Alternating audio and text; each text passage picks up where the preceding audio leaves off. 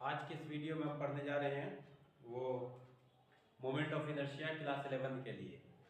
तो क्लास 11 के जो ऑफलाइन क्लास चल रहा है उसमें न्यूमेरिकल्स बहुत ज़्यादा कराया जाता है, तो आप ऑफलाइन क्लास को ज्वाइन करें, ये हमारा आपसे रिक्वेस्ट है। और दूसरी बात ये है कि यहाँ ऑनलाइन की क्लास में हम आपको सिर्फ वो चीज़ देते हैं जो चीज़ हमें लगता है कि बच्चों को देना चाहिए।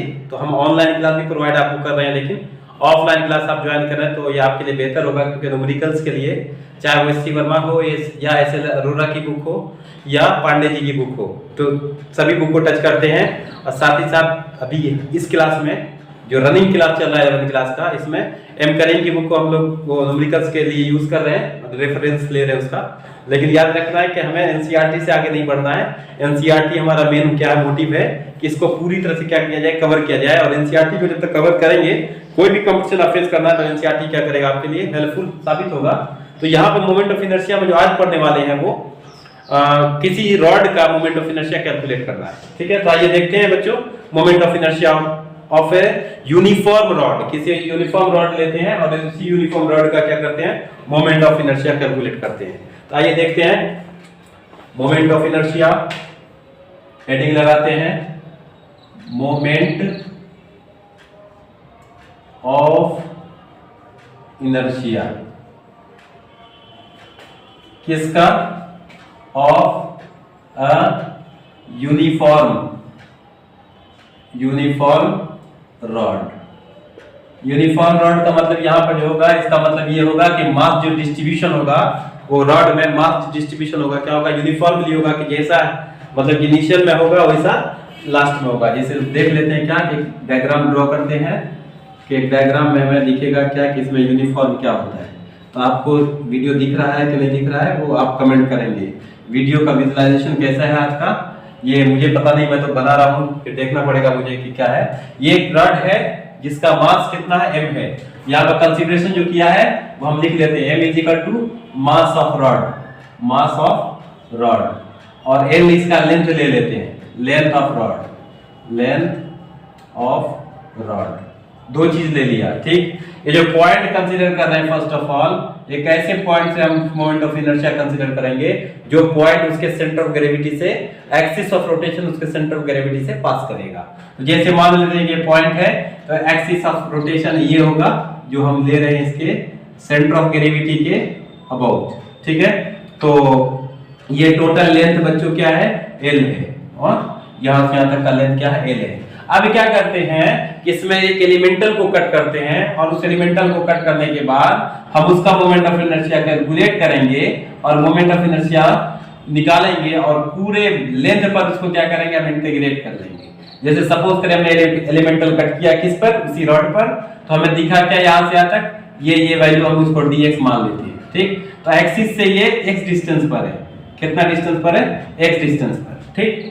तो अब ये यहां पर हम लिख लेते हैं, क्योंकि छोटा स्पेस है, छोटा सा एलिमेंट है, इसलिए इसका जो मोमेंट मास होगा तो dm कंसीडर कर लेते हैं। ये एलिमेंटल मास होगा dm, और dx क्या हो गया, एलिमेंटल लेंथ। dx क्या हो गया, एलिमेंटल, ये होगा लेंथ, ओके। और जो मास है dm क्या हो गया, ये एलिमेंटल मास है, एलिमेंटल मास है। इसको हम पहले लिख लेंगे, जो कुछ दिया हुआ है डायग्राम ड्रॉ कर लेंगे, हम वीडियो भी देख लेते हैं क्या करेक्ट हो रहा है या नहीं हो रहा है। ये ठीक है, ऊपर का हेडिंग थोड़ा सा डाउन है, इसको थोड़ा सा मैं उठा देता हूं ऊपर। आप लिखेंगे moment of inertia of uniform rod, ये अब जाकर के हुआ सही।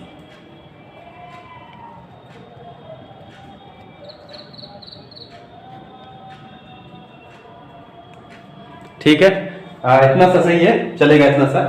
तो ये देख लेते हैं बच्चों क्या है कि इसको शॉर्टली अब क्या करना चाहते हैं कि हम मोमेंट ऑफ इनर्शिया निकालेंगे। पहली बात है कि मास डिस्ट्रीब्यूशन निकालेंगे, जिसको मास डेंसिटी कहते हैं, उसको हम लोग क्या कहते हैं, उसको लेम्डा से डिनोट किया जाता है। Lambda is equal to mass by length. और क्योंकि यहाँ पर छोटा सा मास अगर लेते हैं सपोज, तो इसमें छोटा सा इसका मास डेंसिटी होगा। इसका मतलब अगर हम इसको क्या करें, छोटे से मास के लिए निकालने की कोशिश करें तो क्या होगा, लेम्डा इनटू l की जगह क्या होगा, dx, क्योंकि यहाँ पर x लेंथ हमने कंसीडर कर रखा है, ओके। तो आइए बात करते हैं बच्चों कि मास छोटा होगा तो मोमेंट ऑफ इनर्शिया का भी वैल्यू क्या होगा, छोटा होगा, dx स्क्वायर, ये होगा, ये होगा क्या, ये क्या हो जाएगा, नहीं उल्टा हो गया, ये क्या हो गया कि dm मास इनटू क्या हो जाएगा x स्क्वायर, मतलब कि क्या होता है फार्मूला I = ma², पढ़ाया था क्या, मोमेंट ऑफ इनर्शिया का क्या होता है फार्मूला, I = ma × a², ये क्या है, distance from the axis of rotation,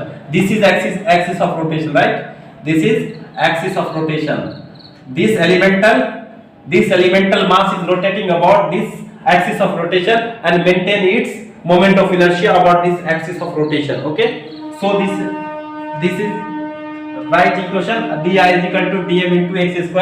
okay, अब जो है ये जो dm का जो वैल्यू है वो कहां से, यहां से पुट करेंगे बच्चों इस पे, तो ये हो जाएगा क्या कि लैम्डा × dx × x². अब देखो di अगर हमने लिया है और यहाँ पर क्या dx है, तो ये छोटे वाले मास के लिए, इस मास के लिए. अब इसको हम इंटीग्रेट कर लेते हैं, इसको क्या करेंगे, अगर हम इंटीग्रेट कर लेंगे दोनों तरफ, इंटीग्रेशन करने के बाद हमें ये दिखेगा क्या कि di का इंटीग्रेशन क्या होगा, i होगा, और ये लैम्डा कांस्टेंट है, लैम्डा के बारे में हमने पढ़ा है क्या, m/l होता है, जिसको क्या करेंगे बाहर कर लेंगे, m/l बाहर हो जाएगा. अब क्या हुआ, या x² × dx, ये जो इंटीग्रेशन कहां से कहां तक होगा वो देखेंगे. ये रॉड है, रॉड के लेफ्ट साइड में ये l/2 हो जाएगा, सॉरी ये क्या जाएगा l/2, क्योंकि ये सेंटर ऑफ ग्रेविटी से लिया गया, इधर l/2 होगा और इधर भी क्या हो जाएगा बच्चों, l/2 हो जाएगा. तो हम कहां पर लिखें, मैं यहां पर लिख देता हूं, ये हो जाएगा l/2.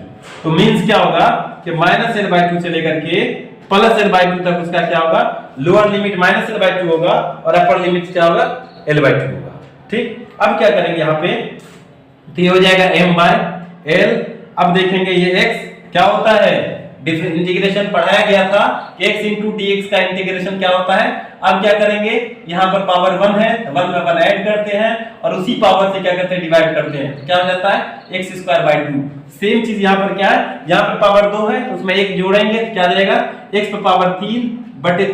हाँ, x⁻³ लोअर लिमिट में l/2 और अपर लिमिट क्या है, l/2. ओके, अब क्या होगा, इस 3 कांस्टेंट को बाहर कर लेते हैं, तो क्या हो जाएगा, ये I = m/3l इंटू ये हो जाएगा x की जगह l हो जाएगा, l³/2 का क्यूब, तो l³/8, फिर ये माइनस फार्मूले का माइनस ये प्लस l/3/8. अब देखिए 2l³/8 हो जाएगा, ये हो जाएगा = 2ml³/3l × 8. कट करेंगे, एक l से एक l कट जाएगा, 2×4 = 8 होगा.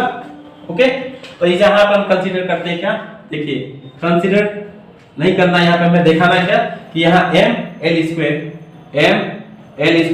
अपॉन कितना है, 4×3 = 12. ये moment of inertia about its center of gravity. This is center of gravity. Center of gravity means where whole mass of the body, is to be concentrated. तो ऐसी जैसे से पोजीशन क्या एक्सिस ऑफ रोटेशन पास करेगा, तो क्या हो जाएगा ml²/12. ओके, तो याद रखना है इस फार्मूले को, आप इसको क्या करेंगे, नोट करेंगे. फिर हम नेक्स्ट जो है, यही एक्सिस जो इससे पास कर रहा है ना, इसी एक्सिस को क्या करेंगे, हम इसके इंड से पास करेंगे, तो देखेंगे क्या सेंटर ऑफ, क्या इसका मोमेंट ऑफ इनर्शिया आता है. आप इसको नोट करिए.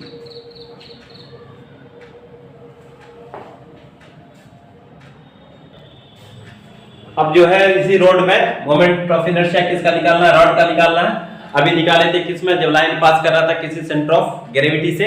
अब जो निकालेंगे उसमें निकालेंगे क्या कि जब लाइन पास करेगा किसी इंड से, जैसे मान लेते हैं कि रॉड है, ये रॉड है, अभी जो पास कर रहा था एक्सिस इसके अबाउट, राइट, एक्सिस कहां से, इसके सेंटर ऑफ ग्रेविटी से पास कर रहा था. अब जो बात करेंगे क्या, एक्सिस पास करेगा इसके अबाउट, और मोशन कैसा होगा, रोटेशन ऐसा होगा.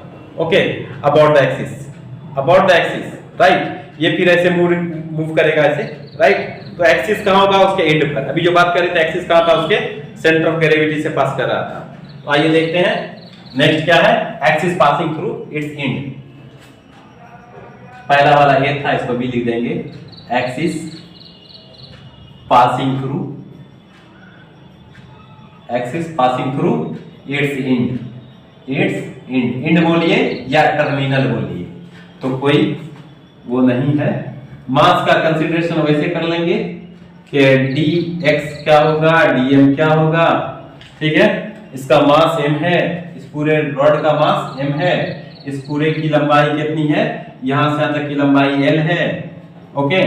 और एक्सिस पास कर रहा है उसके एंड से, मींस के इसके एक टर्मिनल से पास कर रहा है एक्सिस से, x डैश ऐसे पास कर रहा है, ओके। इसके अबाउट हमको क्या निकालना, मोमेंट ऑफ इनर्शिया। सेम चीज हम क्या करेंगे, यहां पर भी हम एक एलिमेंट को कट करेंगे। हमने एक एलिमेंट को यहां पर कट किया और इसकी लंबाई फिर से हम क्या ले लेते हैं, इसकी लंबाई x ले लेते हैं, dx, ओके। और यहां से यहां तक का डिस्टेंस है ये x रहेगा, ओके। और इसका मास कितना रहेगा, वही स्मॉल मास कितना है, dm, तो dm लिखेंगे, हाँ। तो ये l है। तो सेम चीज वैसे करेंगे, कंसीडरेशन उसी तरह से लिखेंगे, बट यहां पर क्या हो जाएगा, di उसी तरह से होगा क्या, dm into x स्क्वायर। कहां से कहां तक अगर करना है हमें di का इंटीग्रेशन i हो जाएगा और dm का जो है ना इंटीग्रेशन क्या होगा, अभी जस्ट पढ़े थे क्या होता है कि lambda is equal to the mass by length.